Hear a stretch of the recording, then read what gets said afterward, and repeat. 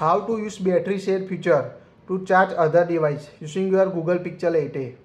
Open the app drawer on your device. Tap the settings app. Tap on a battery. Now here you can see battery share feature. Tap on it. Now toggle on the use battery share and charge. You can charge the other device by placing them on the back of your Google Pixel device. Here at the bottom you can see stop sharing battery when phone reach. Here you can set the percentage to automatically stop sharing the battery when reach the minimum percentage you set on your device. Also toggle on the turn on automatically option.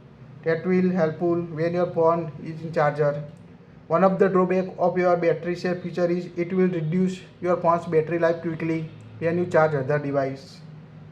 So quite helpful feature if your phone battery is low and you have an important call message. That's it. Do you like it? Share it.